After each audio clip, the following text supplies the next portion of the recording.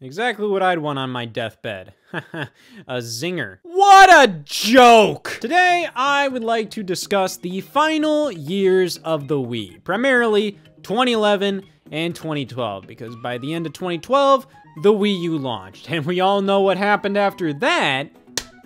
Nothing. But you know what happened before that?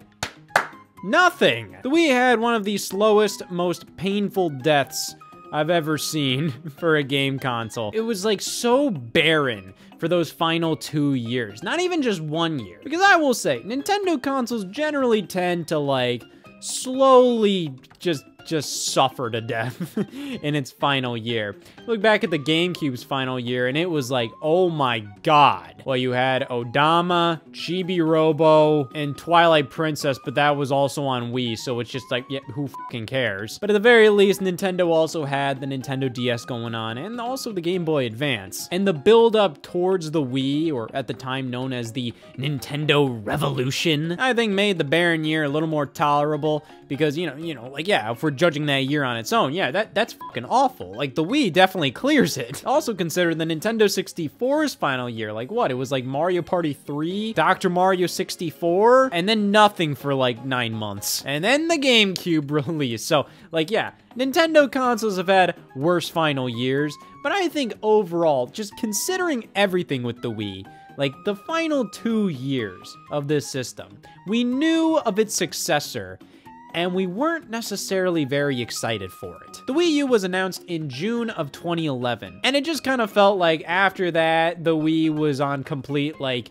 it doesn't even feel like it existed really. It just felt like, yeah, some games were coming out, but it didn't feel like the console actually mattered at all. And we were just coming off of one of the Wii's best years ever, 2010. I mean, like, we had Mario Galaxy 2, Donkey Kong Country Returns, Kirby's Epic Yarn, GoldenEye 007, Epic Mickey, you had Call of Duty Black Ops on the Wii, Metroid Other M, Wii Party, and then in addition, like, there was still, like, a good amount of third-party support, like Red Steel 2, NBA Jam, that was, like, a Wii exclusive originally. You had Sonic Colors, that was an exclusive Sonic game, and it was actually, like, really good at the time. 2010 just kind of felt like it was firing on all cylinders from the first-party front and also the third-party front. We were getting, like, legitimate third-party support. It felt like it was a good time to be a Wii owner that year. And then 2011 hit, and things got a hell of a lot more quiet. I kind of feel like by 2008, 2009,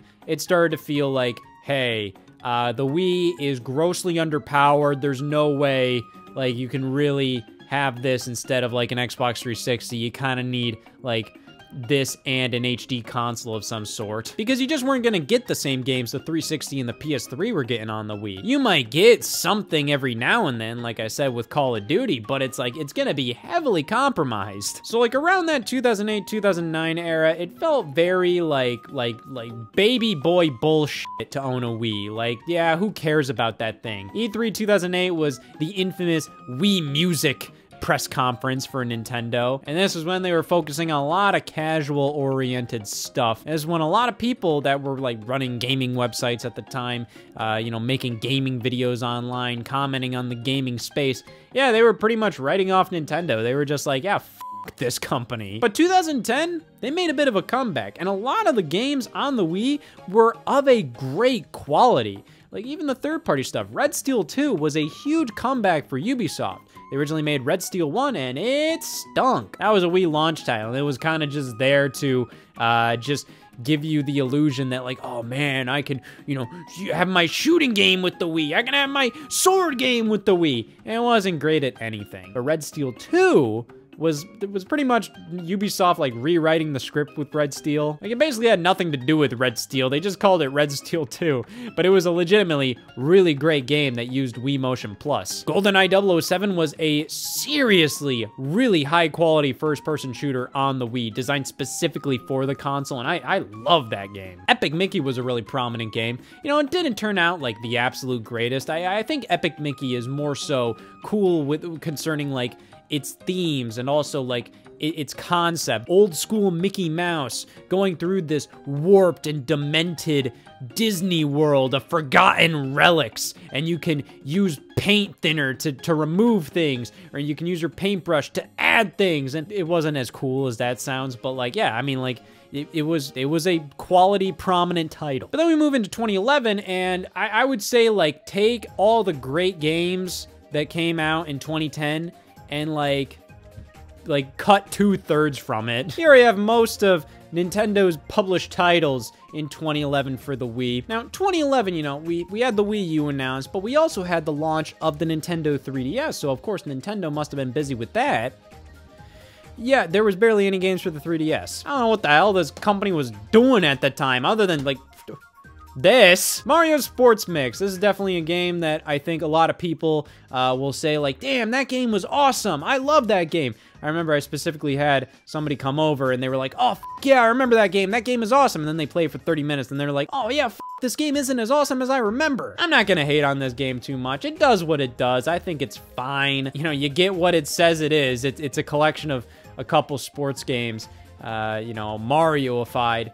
But they're very simplified. You think it's like this big variety of sports, but in reality, like, a lot of these sports are kind of like presented in a very similar way. It's almost like they all use the same like court setup, you know? You use the basketball court, and then you can kind of just like take away a few things, add a few things, and make it, you know, a hockey arena. Add a net, it becomes volleyball. And, you know, just remove everything and it becomes a dodgeball arena, you know? And it's a quality game. There's a decent amount of stuff in this, but you know, when the core gameplay is just kind of like after 30 minutes you're done, you know, it's just not a game that I think is really like gonna last you a long time. Definitely not up to par with like the best of Mario sports games. I don't think this is really like a great mainstay multiplayer game, but it's just a filler Mario sports game. It's fine. Just kind of interesting because the Wii was definitely like a lower era for the Mario sports game spin-offs. I mean, all we got was Mario Strikers Charged and Mario Super Sluggers.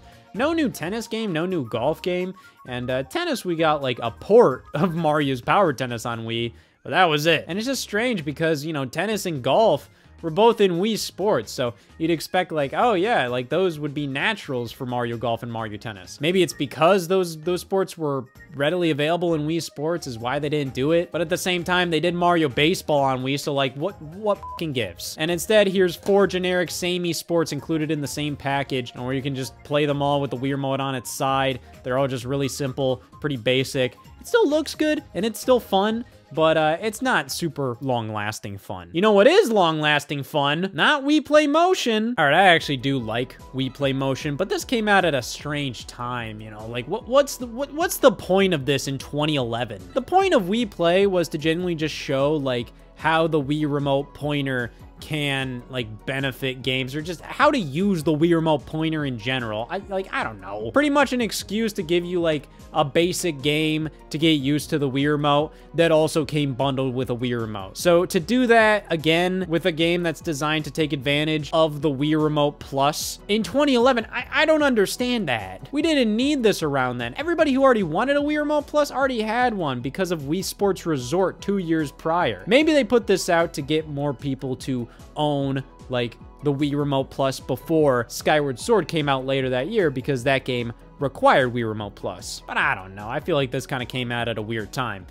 This was, in fact, the last Wii series game on Wii, and because of that, I don't think a lot of people really played Wii Play Motion. I remember it coming out. Like, I bought it within the first, like, week, mainly because, like, I loved these kind of deals. You know, it was $50 and you get a Wii game plus a Wii remote. So it's like, yeah, like, why the hell not? I get a brand new Wii remote and a new game. That's awesome. But 2011 was also around the time that I started like following gaming websites, specifically IGN. And I remember them posting a review of Wii Play Motion. And it was like, they gave it like a damn 4 out of 10. That's what I'm talking about here with like the 2008, 2009 era where people are like, damn you, Nintendo, I don't want to have casual fun. They're pretty much like, this game is pointless. F these casual games. And I'm just like, Jesus Christ, man. I mean, just because you think this game is not necessary doesn't warrant a 4 out of 10. There's genuinely really cool ideas in this game and quality mini games as well. If you'd give this game a bad review because it was unnecessary, why the hell did The Last of Us Part 1 on PS5 get such high reviews? Damn, Scott's going up to bat for Wii Play Motion here. I mean, I like Wii Play Motion. I do like Wii Play a little more just because of like nostalgia and the pick up and play aspect of it. Wii Play is genuinely a guilty pleasure of mine. Wii Play Motion is more of like, you know, a flat out pleasure, but it's one that isn't as like addictive, I guess, to me, you know? Like it's just like a lot of the stuff in this one is a little more like complicated, I guess, for me to be like, oh yeah, I want to play that. Wii Play, I can pop in and just have mindless fun doing the ping pong rallies. I don't know, I'm really basic and simple and stupid. This is a better game. But I'm just saying why, like, if you put a gun to my head, I'd probably play Wii Play first. But yeah, this was, like, the second game Nintendo released in 2011 for the Wii. And then we got Mystery Case Files, The Malgrave Incident. So this is a game series Nintendo just, like, licensed for the Wii. You know, this isn't, like, a Nintendo-owned franchise. This is, like, a long-running PC game franchise that's just, like, a point-and-click hidden object game. And that's what this game is. It's a hidden object game where you scroll around an image and you try to find what it wants you to find. It is basically I Spy. I believe there's more of like an elaborate mystery story involved with it. But yeah, this is just kind of there. It's fine for what it is. Like, I like these kind of games from time to time, but like, the fact that Nintendo went out of their way to license Mystery Case Files from Big Fish Games, that's the owner of this thing, instead of just, I don't know, making their own hidden object game, it's not that hard. And I don't think the Mystery Case Files name brings that much credibility to this release. It's just a weird one. I mean, it's quality for what it is, but like, I don't know. And that brings us to the holiday season on Wii. Yep, there barely was anything till the end of the year. Kirby's Return to Dreamland. This got announced like early on in 2011, like randomly at like an investors meeting where they were like, oh yeah, and a new Kirby game's coming to Wii. Right after a new Kirby game already came to Wii with Kirby's Epic Yarn. I remember a lot of people were like, this isn't Kirby, because, you know, he didn't inhale stuff. But, you know, they showed this game off and it was like, damn, this is just traditional Kirby.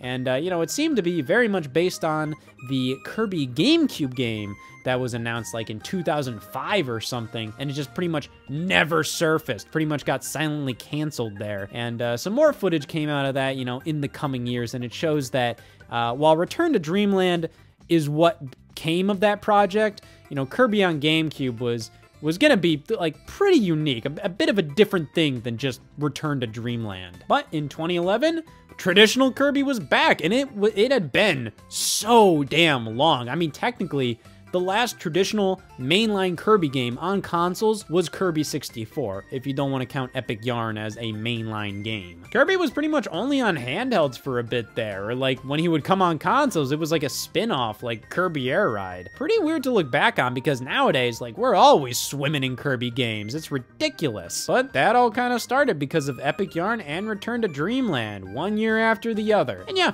I like Return to Dreamland. I think it's a good game. It's a little basic. It's very much like a new Super Mario Brothers style Kirby game, you know, and that might be a little harsh because, you know, the game does have a lot of its own things going on. It's not just like the most basic line Kirby game, but, you know, like, they just kind of improved them over time. You know, Triple Deluxe was a bit more special than Return to Dreamland, and then Planet Robobot was a lot more special than both of those games. So, you know, they improved them over time. And then we got Kirby Star Allies, and that just threw everything out the window. But this was a solid game. You know, it kind of continued the 2D revival renaissance that New Super Mario Bros. Started. And also with the 4-player multiplayer that New Super Mario Bros. Wii really kind of made a big thing at the time. I remember Destructoid gave this game like a 10 out of 10. That's a bit far. But I like Kirby's Return to Dreamland, specifically the Nintendo Switch remake. That one I got like farther in. This one I got like probably like 4 worlds in, and I liked it. But then, you know, I decided, like, I'm like, you know what, if I'm gonna finally finish Return to Dreamland, I'm gonna do it on Switch. It's not that this version is bad at all. Like, the remake is honestly more of like a modern way to play rather than like, damn, this game really needed a remake and needed some things fixed up. But, you know, this has always been like a good quality Kirby game. And this was never a good quality Kirby game. It's Mario and Sonic. So this isn't published by Nintendo. You know, this was published by Sega, but hey, you know, it's Mario. So Mario and Sonic at the London 2012 Olympic Games. Definitely a very quality Mario and Sonic game. Still Mario and Sonic. You know, it's really annoying. My copy has always had like a hole in it, but I can't easily replace the case because it's a damn yellow case. God. This era with Olympic Winter Games before it and London 2012 Olympic Games is really kind of like, this is like peak Mario and Sonic. But like I said, still Mario and Sonic. It is like a mini game collection of Olympic sports. You can still have fun with it, but you know, these just never really like, I just never really got into these outside of like the core concept of like, oh, it's Mario and Sonic, yay! But strangely enough, Mario and Sonic wasn't the big title for the Wii that year. I know, shocking. Everything was building up to the release of The Legend of Zelda Skyward Sword. Wow, this was a little divisive. People always talk about like a Zelda cycle, kind of like how Pokemon has a cycle too, where it just kind of feels like, you know, like a game comes out and there are people that really like it, but then there's a very vocal crowd that like really doesn't like it.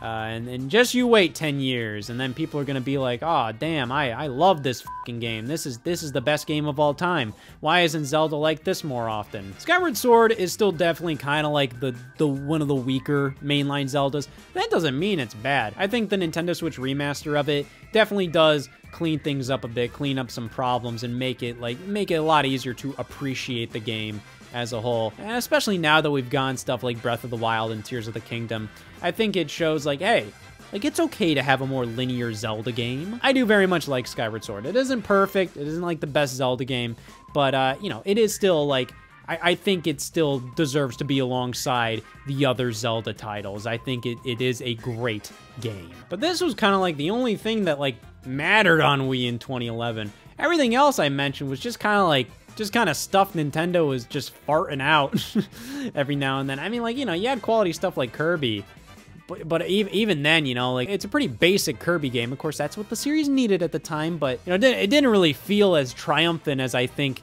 they wanted it to feel. Oh man, Kirby's back! After he already came back a year ago! Looking back, 2011 was pretty much defined entirely by just waiting for Skyward Sword and Fortune Street. Yeah, okay, this was the last thing Nintendo released in 2011 for the Wii. This is like a long-running series in Japan. You know, pretty much like a Monopoly type game. Itagaki Street. And it's mostly done by Square Enix here. That's why you see Dragon Quest characters and the sort. And Itagaki Street got a DS version with Mario characters in it. So it was kind of like a crossover with Mario there. And then they made a Wii version where they kind of continued that tradition. And they decided to bring it out over here. And this was pretty much the only version of Itagaki Street that ever left Japan. And I'm pretty sure they only localized this because what the f else was happening in 2011? Well, they got like Nintendo Selects on Wii, so pretty much like re-releases of older games at 20 bucks a pop with lame box art now. You know, that happened. They redesigned the Wii and cut the price of it, and by doing that, they got rid of the GameCube support from it. Yeah. 2011 was pretty much defined by Skyward Sword, the Nintendo 3DS, the Wii U getting revealed. And like I said, the 3DS was struggling big time. Like, it felt like Nintendo wasn't prepared to release this thing at all. It released in March of 2011 here in North America with a very subpar launch lineup, and then pretty much nothing for a few months. We got like Ocarina of Time 3D in like June, but then once again, nothing for a few months. Then Star Fox 64 3D a couple months later, but it's like, these are both fucking remakes. It wasn't until like that holiday season when we got Mario 3D Land and Mario Kart 7 that things were actually like, oh yeah, this is an actual damn handheld that I have a reason to play. And the Wii U reveal, pretty much the only thing that happened there was the Wii U was revealed. We didn't really get any more info until like a full year later in June of 2012. Yeah, it was a pretty underwhelming year. 2011 very much felt like, hey, like, it's gonna be a slower year until 2012 when the Wii U releases. Whatever, just stick with us. But I think what was like really frustrating at the time was the fact that Nintendo of America was like very against localizing a bunch of Japanese games that, like, a lot of the more hardcore Wii fans would have, like, killed for over here. Operation Rainfall. That was a big thing this year. And these are the 3 most prominent titles a part of that campaign. But, you know, that also included other things. You know, we never got the Fatal Frame games on Wii in North America. There was that one game like Zangeki something. I'm not gonna try to pronounce that. Just a lot of games that just weren't coming to North America because, like, Nintendo of America just seemed a lot more picky on, like, whoa, what we'll publish over here. And we have 3 massive Japanese games here that, like, we were begging for over here. You know, I'm not, like, super into these games, but it's still, like, you know, like, I know their quality. I know these are amazing games. And what, Nintendo of America was like, F you. So that was a big campaign from fans in North America, because these 3 games, Nintendo of America said, like, we have no plans to localize these. And the Wii was region locked, so it's like, I don't know what you expect us to do. And it just killed us because it's like, there was nothing. They were releasing nothing here. It was such a light year in 2011. So it's just like, you're just gonna be like, no, it doesn't have market appeal here. There's no way we can make a game, The Last Story, work over here. You silly bastards. Why are you releasing these games then? Like, because this has more, like, market appeal because it's more casual? Nobody knows this game came out. 2011 still had a fair amount of third-party games. You know, we got the yearly Call of Duty that year with Call of Duty Modern Warfare 3. That's like a fine version of the game. It's more so interesting. Like, it's not unplayable, but, like, obviously we were getting to the point that it's just like, okay, buddy, what are we trying to do here? This isn't working as well as it did back with, like, the original Modern Warfare or World at War or whatever. Now, if we wanted like a Wii-specific first-person shooter, Conduit 2. This was very interesting because the Conduit on Wii was like such a, like that was like a big deal. It was like, oh my God, this is like the Wii's hardcore game. And it came out and it was like, it was okay. But they made a sequel. They dropped the from the title, and like the box art and the logo and everything looks completely different. So like, I don't think a lot of people even realize Conduit 2 existed. The only thing I really know about Conduit 2 is the fact that like Abraham Lincoln shows up at the end and like tells you like, we have stuff to do. And it's like a cliffhanger. And by God, that means, like, I don't know why I don't even have Conduit 2. I have all these fucking Wii games, but like no Conduit 2. I really got to work on my priorities. Rayman Origins, you know, that was a great game. And, you know, of course that's better on 360 because like that it's so beautiful. It has such amazing 2D art. So, you know, why limit yourself to the crunchiness of the Wii's resolution? But still, you know, multiplayer, 2D platformer there. Works great on Wii. Like, that was cool to have. Skylanders launched this year. That was a big deal. And, you know, that was a big deal on Wii. That started a tradition where it's pretty much like, yeah, for a bit there, like, the only third-party games we were still getting on Wii were Skylanders, along with, like, Just Dance and whatnot. This one was an interesting one. Back to the Future, the game. This was super cool at the time. Back to the Future is my favorite movie. You know, I love the trilogy. I saw the musical on Broadway when I was in New York. Like, damn, they had the DeLorean like moving around on stage like it was an actual damn car, and then they have it float up in the air at the end. That was pretty sick. The songs, I don't remember any of them. Like, they were fine in the moment, but it's also like I didn't remember any of them. But, you know, everything, like, the production value was great. You know, the acting was fun. You know, it's solid. That's the musical. This is the game. This barely works on Wii. It is so stuttery and just like, I don't know. It feels like the Wii's about to fucking burst with this game because like it was not made for the Wii, but it still works well on the Wii considering, you know, it's a point and click adventure game. But it also released on PS3 next to the Wii. So like I would just get the PS3 version because it's gonna work better on there. But then I would also get the 30th anniversary edition that released in 2015 for like PS4 and Xbox One and all that compared to this one. It's just kind of cool that it came out on Wii. Go Vacation, you know, that was a pretty quality little minigame collection. You know, that happened. Centipede Infestation. Yeah, so, you know, that was 2011. And it was okay. It was okay, but like it just kind of felt like the Wii was already dead at this point. you know, like, what's the point here? Well, if that was dead, what's this? 2012! Yeah, if 2011 was fucking barren, 2012 was like, oh man. Like, again, like, the Wii already felt dead in 2011. Like, in 2012, like, it was over, man. 3DS was actually, like, kind of kicking off a little better there. We had Kid Icarus Uprising, New Super Mario Bros. 2, Resident Evil Revelations released, Paper Mario Sticker Star was at the end of the year. Regardless of what you think of those titles, like, there was actual stuff happening on the handheld. But over on the Wii, all right, let's go over it. Rhythm Heaven Fever.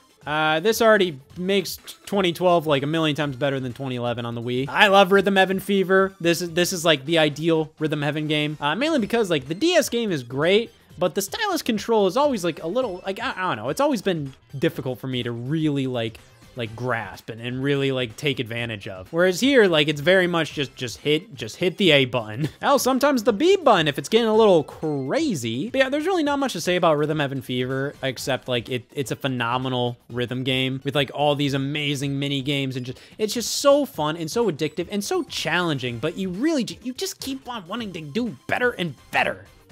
And then there's PokéPark 2.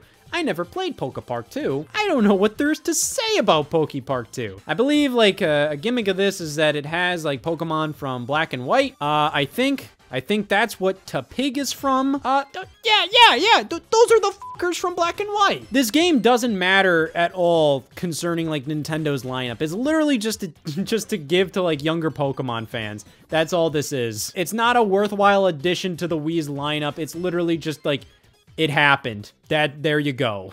I'm gonna say the same damn thing about this one. Mario Party 9 released in 2012. These are all like early 2012 releases. So yeah, I mean, like, the Wii definitely had like a decent amount going on in the first half of this year. And yet Mario Party 9, it's not great.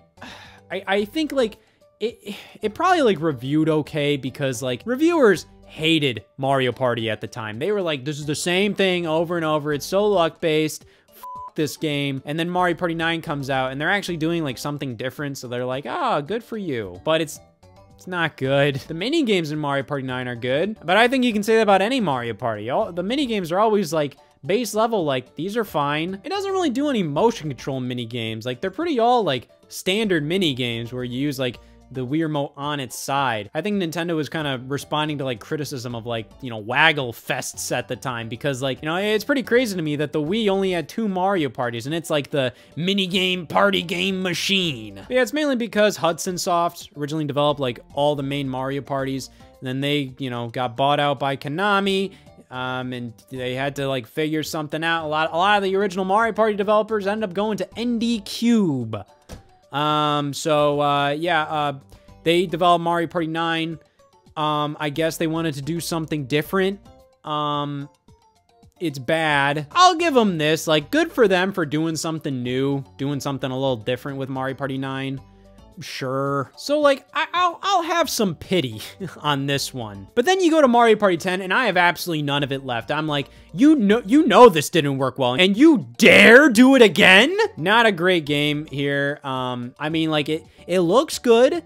Like, you know, the production values are pretty nice on this one. And that does make me remember, like, I don't know, there's something about this late era Wii box art that's so, like, peculiar to me. Like, all these feel, like, so premium to me. I don't know why. It's probably because, like, by 2012, Nintendo had seriously outgrown the Wii. The fact that we were still playing games on a non-HD system, yet the box art was, like, so, like, high quality and so, like, whatever, so much shit going on here. Like, it's just strange to me, you know? Like, it just feels like these are oddly outgrow the Wii. These oddly outgrow the system it's on. The box art of later Wii software is just so dynamic and very, very high quality that it's just, it's always kind of weird to me. But yeah, f this game, but not f this game like Mario Party 10, like more so like f this game, it's like a 5 out of 10. But then Mario Party 10 it's probably like a 2 out of 10, honestly. Like, that game is genuinely, like, abysmal. Man, I'm on a roll of bitching about Nintendo. Oh, what? You may think I'm about to bitch about this game, but it's more so like, wow, they listened. Nintendo of America actually put out Xenoblade Chronicles. It took a while, it took a lot of convincing, and I don't think Nintendo wanted to, you know, give up their pride and say that fans had anything to do with it. but, you know, let's be honest, fans had something to do with it. This game was a GameStop exclusive over here. You know, they pretty much just used the European localization, popped it on a North American Wii disc, and there we go. Yeah, it's a good thing it happened because, you know, even if Xenoblade isn't my thing, and, you know, hey, who knows? Maybe if I actually just sit down and you tie me up and you gag me with an apple and you force me to play Xenoblade, I'll like it. You know, I sat down and played Fire Emblem Engage for a couple hours. I'm like, this is actually pretty fun. You know, me kind of joking about this stuff has nothing to do with the game's quality or me saying like, oh, I'm better than this game. I don't like it. I'm mainly making fun of myself for being just a prude, because I feel like if I'm sitting down on the right day at the right time, I'm gonna greatly enjoy this game, and I greatly value it as like just a quality gaming experience, and the fact that so many people like this game. Once again, like I'm saying with these other ones, this one definitely outgrew has outgrown the Wii. It feels like it's just like it's just cramped on this system. It has no room to breathe. It's such a massive game, and that's why like something like Xenoblade Chronicles Definitive Edition on Switch was such a big deal for this game, because like it desperately needed just like a genuine like console to run it on. It's just crazy because like they put this game on the fucking 3DS. It's like it already barely ran on Wii and you're putting it on the fucking 3DS. But yeah, even though it took a lot of convincing, and even though it was a GameStop exclusive, thank you to Nintendo for finally putting out this game like a year or two after it actually released. Like, this game is a couple years old at this point in 2012. So yeah, but good, it released. Great job. Well, gee, it seems like Nintendo's actually on the right track with their Wii releases this year.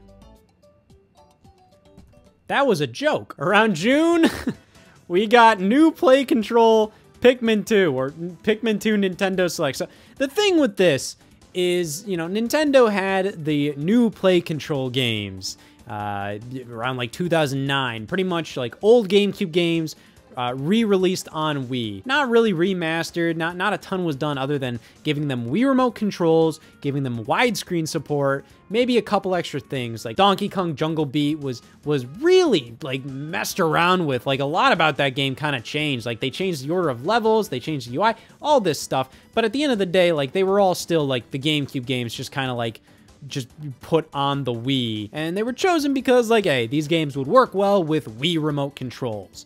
And, you know, they did Mario's Power Tennis, Donkey Kong Jungle Beat, Metroid Prime 1 and 2, though those released in North America via the Metroid Prime trilogy, and Pikmin. But over in Japan, they had stuff like Chibi Robo New Play Control and Pikmin 2, which also released in Europe. So Europe and Japan got new Play Control Pikmin 2.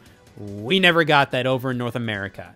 Until June of 2012, they decided to finally release a game that already released here, the GameCube game Pikmin 2. By 2012, I think New Play Control was kind of like a dead brand for Nintendo. So, you know, they just put this as a part of the Nintendo Selects brand, I guess. I don't know. I guess they kind of wanted to put this out to coordinate with the fact that Pikmin 3 got revealed for the Wii U at E3 2012. So, hey, here's Pikmin 2. This was the second to last Wii game Nintendo released, because the fully final one was Kirby's Dream Collection.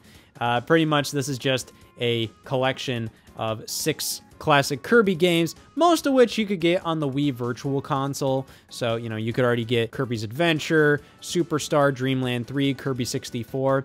But, you know, it was pretty cool we got the Game Boy games. Those weren't available on the Wii Shop channel. These ones, you know, we already got, but, you know, it was kind of cool to get them regardless. But this collection really exceeds when it comes to the presentation. You have this whole history section where you can go through the history of Kirby and the world itself. You have episodes of Kirby right back at you. And then you also have some challenge stages based off of Kirby's Return to Dreamland, and they're brand new. They're only on this collection. So this is pretty neat. It also came with like an art book and a soundtrack CD. This right here was Nintendo's last major game they published on the Wii. You know, part of me is kind of like, this would have been really cool to have at the Wii U launch.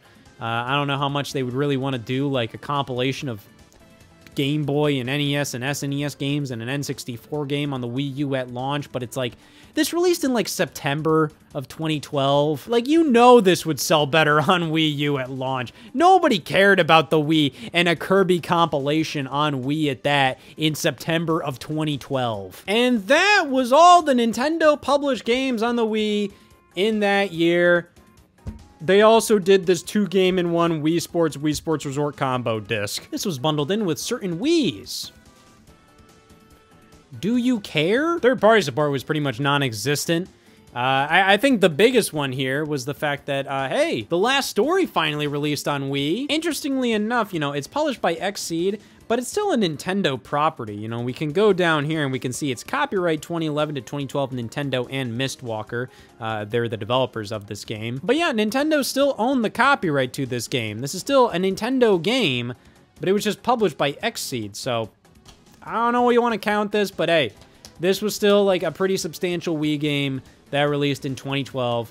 It's great that it actually came out. And then there was Epic Mickey 2.